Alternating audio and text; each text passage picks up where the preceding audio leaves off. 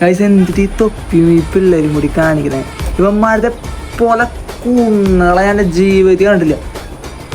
എടാ നിന്റെയൊക്കെ പേജിൽ എത്ര പിള്ളേര് വന്ന് സബ്സ്ക്രൈബ് ചെയ്യുന്നതാ? നിനക്കൊക്കെ നാണുണ്ടോ? ഒരാളുടെ മുട്ടയും ഒരാൾ പഠിക്കുന്നത്. എടാ കുണ്ടന്മാരെ, നാണം കെട്ട നാറികളെപ്പോ എന്റെ എടാ നിങ്ങൾക്കൊക്കെ ഇങ്ങനെ കുഴപ്പമുണ്ടെങ്കിൽ പോലീസ് സ്റ്റേഷനിൽ പോയി പറയും. ബാക്കിയുള്ളവർക്ക് കുണയ്ക്കാവൻ എന്തിനാ?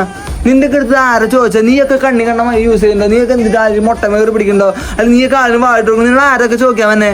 നിനക്ക് നാണാവില്ല? എത്ര കുഞ്ഞു പിള്ളേരുടെ നിന്റെ ചാനലാണ് നാണം കെട്ട നാറികൾ. പൈസക്ക് വേണ്ടി നീയൊക്കെ തുണി അയച്ച് ഓടിക്കോ. നിന്നെ മയില് വലിയ ആൾക്കാർക്ക് നീയൊക്കെ തുണിയിലാണ്ട് ഇറന്നാൽ മതി. അത്രയ്ക്ക് നാണം കിട്ടുന്നുണ്ട് നീയൊക്കെ. ഞാൻ ഇതിൻ്റെയൊക്കെ തിരക്കിലാണ്ട് എനിക്കിതൊക്കെ കണ്ടിട്ട് ഞാൻ കാണോട് മുഴുവൻ തെറി പറഞ്ഞോണ്ടിരിക്കുന്നു. നിങ്ങൾ ഒരു ഊമ്പഞ്ചാക്ക എൻ്റെ ജീവിതത്തിൽ ഇത്ര പിഴച്ചൊരു ഗുണമാണ് ഞാൻ കണ്ടിട്ടില്ല. നാറികള്. അയ്യോ ഞാനത്ര നല്ലതൊന്നല്ല. പക്ഷെ ഇവനൊക്കെ എന്തിട്ട് ഇവനൊക്കെ വെച്ച് നോക്കുകയാണെങ്കിൽ ഞാനൊക്കെ ആരാ?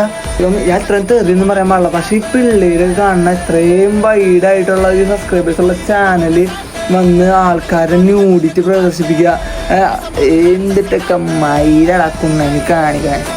എന്നിന്റെ കാശുണ്ടെന്ന് വെച്ചാൽ നിനക്കൊക്കെ കൊതം താങ്ങുന്നു ചോദിച്ചാൽ എല്ലാവരും വന്ന് വല്ല പോലീസ് സ്റ്റേഷനിൽ പോയി പറയാൻ. നിനക്കൊക്കെ കംപ്ലൈന്റ് ഉണ്ടെങ്കിൽ ചാവാലിപ്പട്ടിക്ക് സമായില്ലട നാറികളെ. നിനക്കൊക്കെ നിന്നോട് ഇങ്ങനെ എനിക്ക് ഇങ്ങനത്തെ കാണുമ്പോ ഓരോ ഊമ്പന്മാരിറങ്ങുന്നത്.